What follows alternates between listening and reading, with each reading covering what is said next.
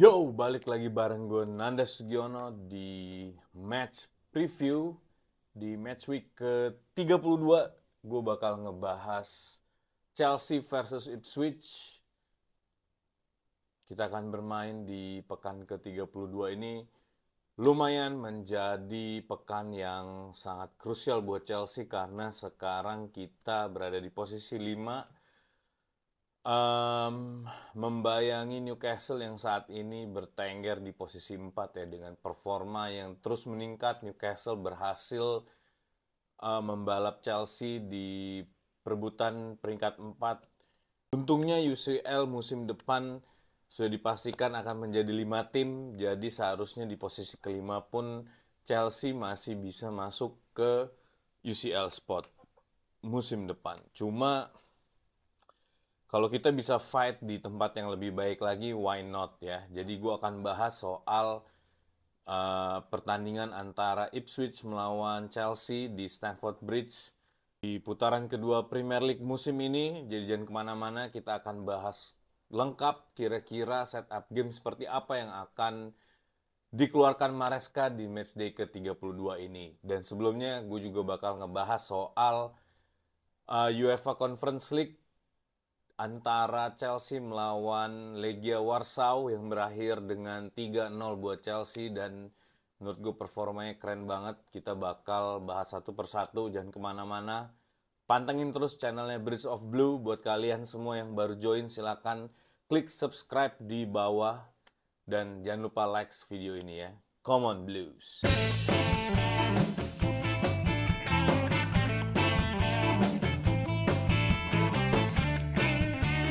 3-0 buat Chelsea di UEFA Conference League tadi malam. Menurut gue permainannya juga udah lumayan bagus, tapi ini adalah Conference League di mana memang Chelsea seharusnya nggak bermain di sini. Jadi kemenangan besar ini menurut gue bukan sesuatu yang harus kita banggakan.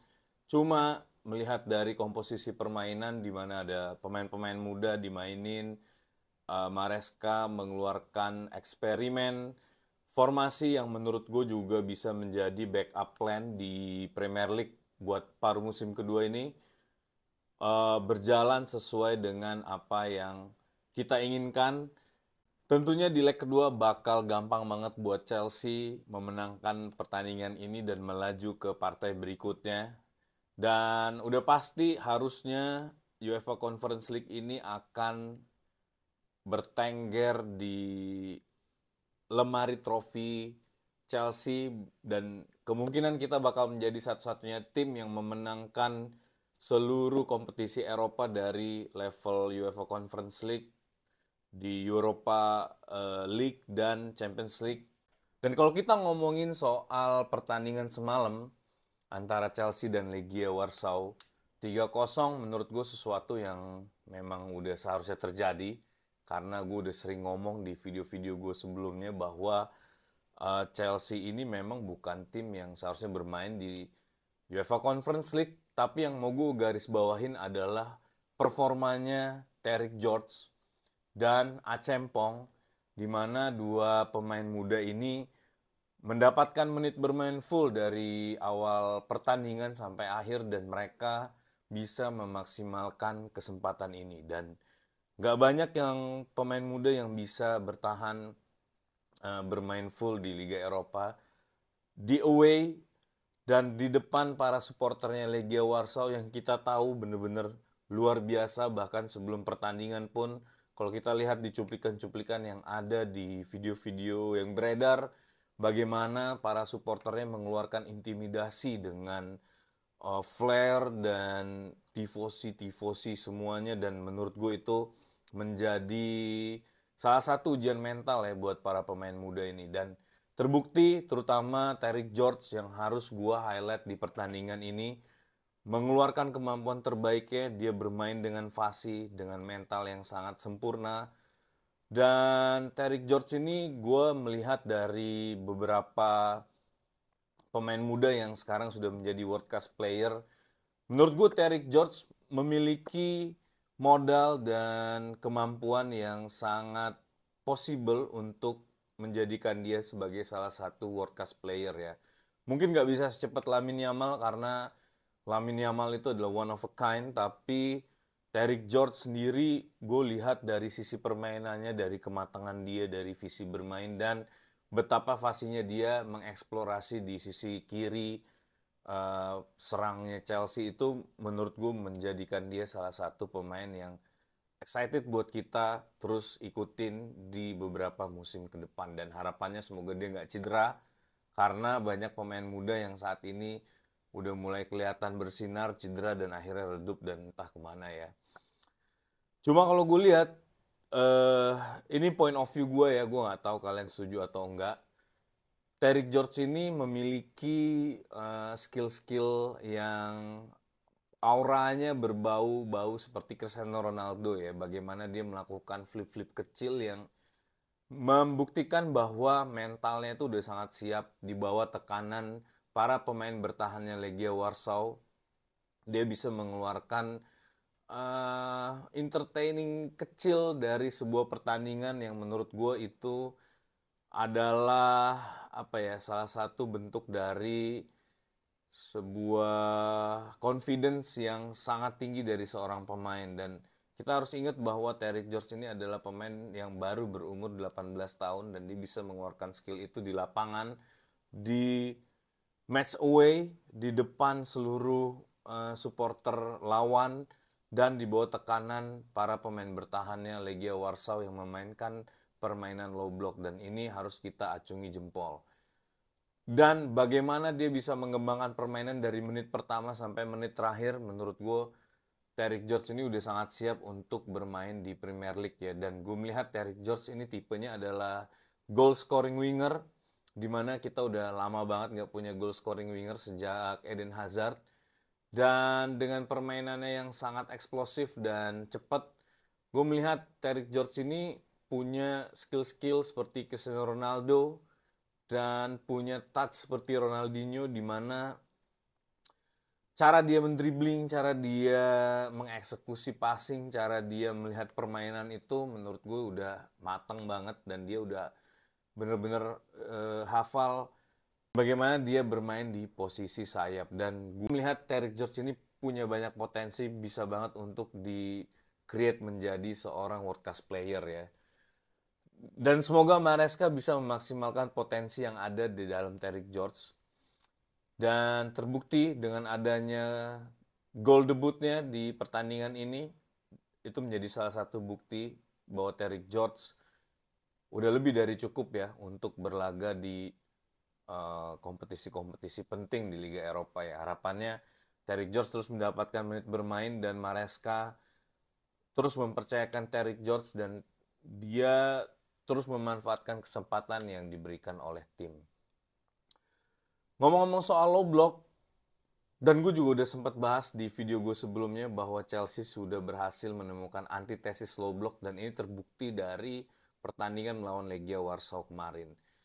3-0 memang bukan sesuatu yang harus kita banggakan karena kita melawan Legia Warsaw. Tapi bagaimana Chelsea bisa membreakdown permainan low blocknya Legia Warsaw yang sangat solid. Walaupun butuh 45 menit ya untuk meregulasi permainan, mengkalibrasi para pemain. Tapi gua sangat mengapresiasi idenya Maresca untuk mendorong James di midfield, karena posisi James di midfield ini sangat dibutuhkan saat Chelsea bermain melawan tim dengan permainan low block, karena James memiliki akurasi passing yang bagus dan dia juga memiliki power tendangan yang sangat kuat sehingga bisa menjadi salah satu alternatif untuk melawan tim-tim dengan permainan low block ini ya. Dan terbukti gol pertamanya George adalah hasil dari tendangan kerasnya James dari luar kotak penalti dan berhasil ditepis oleh kipernya Legia Warsaw dan disamber oleh George, dan akhirnya terciptalah gol pertama Chelsea di pertandingan UEFA Conference League itu ya. Dan gue udah mulai merasa bahwa Chelsea ini sudah berhasil melakukan eksperimen ya di bulan-bulan Desember, Januari, Februari. Kita sangat kesulitan melawan tim-tim dengan permainan low block ini, tapi saat ini gue merasa Chelsea sudah siap dengan seluruh plannya, dengan seluruh tim yang player yang dia punya. Harusnya Chelsea sudah bisa breakdown dan mengcounter beberapa tipe permainan, terutama tim-tim yang akan mereka hadapin di Premier League ya. Dan kita ngomongin soal Reece James, permainan Reece James di midfield dengan lawan low block, gue acungin jempol 100%. Reece James harusnya udah bisa menjadi regular midfield saat kita melawan permainan low block. Dan gue berharap Reece James akan dimainkan pada saat kita melawan Ipswich. Move on, kita ke matchday ke-32. Pertandingan antara Chelsea melawan Ipswich di Stamford Bridge. Pertandingan matchday 32 ini bakal sangat penting banget buat Chelsea ngamanin posisi 4, walaupun sudah dikonfirmasi UCL musim depan akan memainkan 5 tim dari Premier League, tapi tetap saja kita bukan tipe tim yang berpasrah diri ya seharusnya ya. Dan gue berharap Maresca juga paham akan hal ini, tapi gue melihat dari beberapa preskon yang dilakukan oleh Maresca, dan dia tahu betul bahwa Chelsea ini adalah tim yang selalu berusaha untuk memperebutkan posisi teratas di Premier League ya. Saat ini kita masih ada di posisi 4 dengan 53 poin, sama dengan Newcastle, tapi Newcastle menyimpan 1 pertandingan. Dan kalau Newcastle berhasil memenangkan pertandingan itu, berarti kita berada di posisi 5 dengan beda 3 poin. Dan gua merasa nggak sepatutnya kita berharap dengan hasil dari tim lain.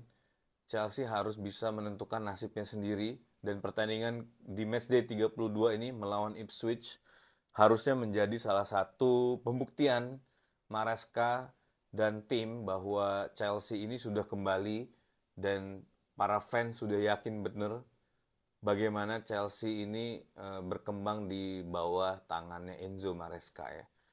Dan pertandingan ini harusnya bukan pertandingan yang sulit karena Ipswich sendiri berada di posisi 18, hampir didegradasi dan hampir dipastikan akan terdegradasi.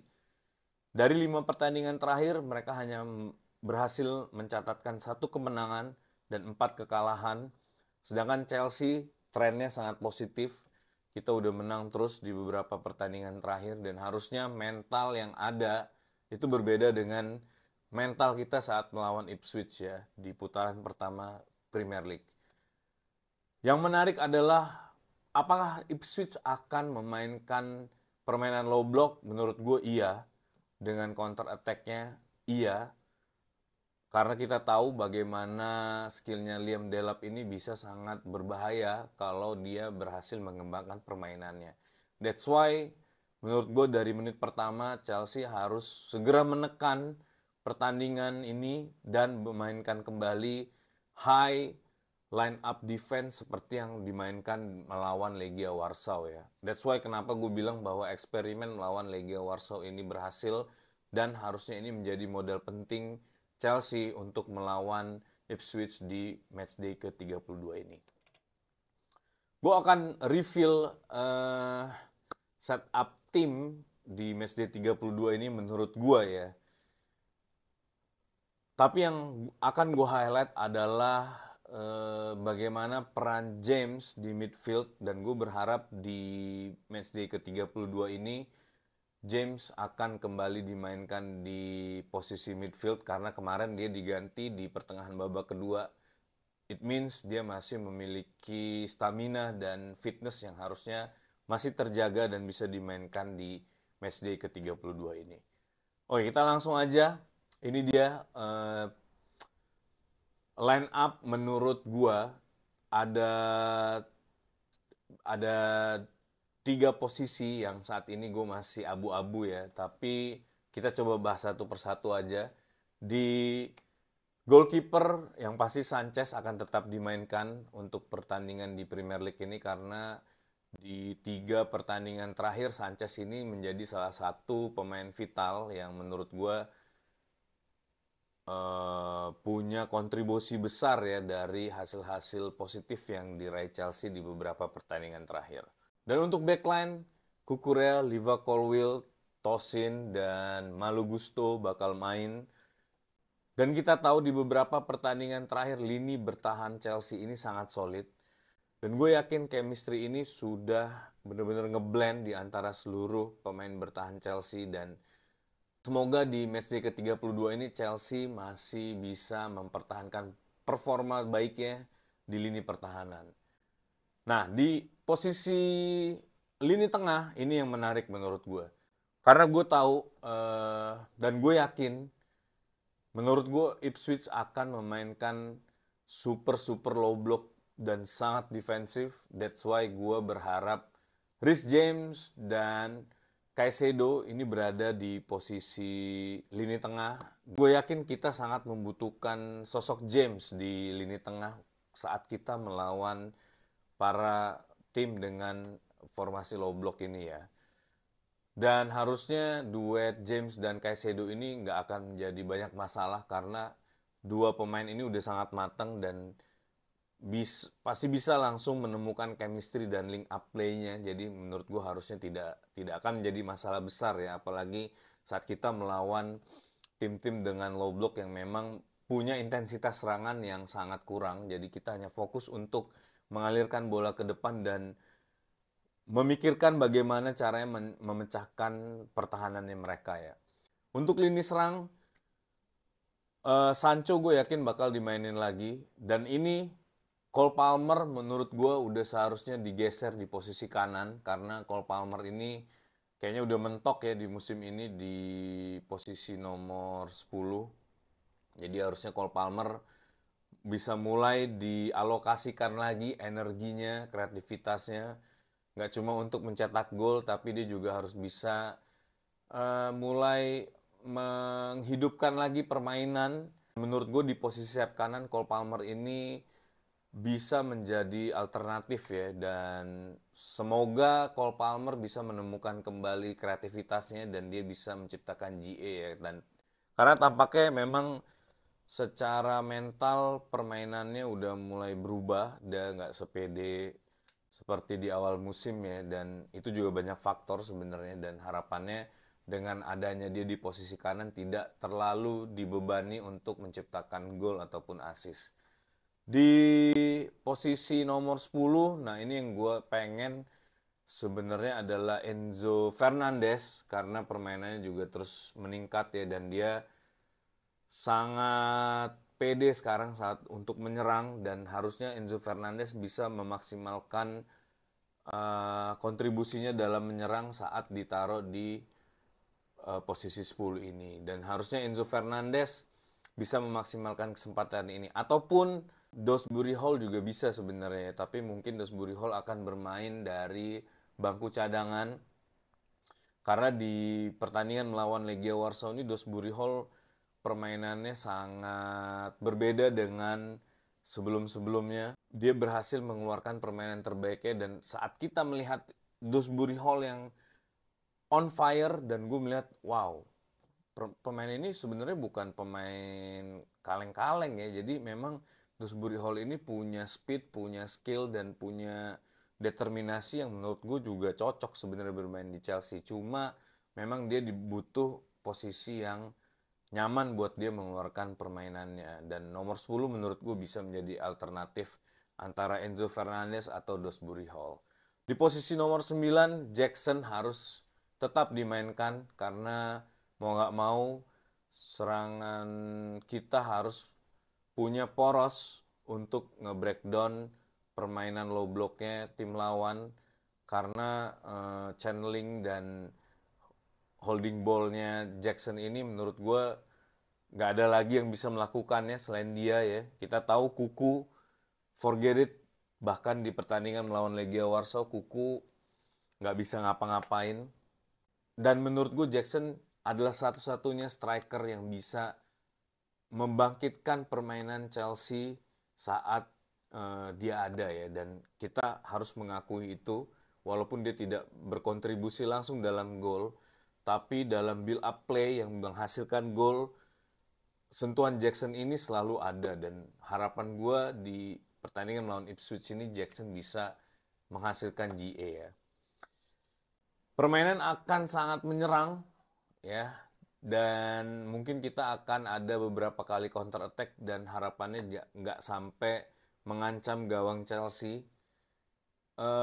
Gue sangat pede dengan lini defense Chelsea saat ini karena gue melihat para pemainnya udah mulai mengerti dan tahu bagaimana mereka bisa memainkan pola-pola bertahan yang ada saat ini, dan para wingback juga sudah mulai mengerti bagaimana mereka harus membatasi diri dalam membangun serangan ya. Jadi saat mereka dibutuhkan, wingback ini selalu ada, dan itu yang salah satu faktor yang membuat Chelsea bisa berhasil selalu clean sheet dalam beberapa pertandingan.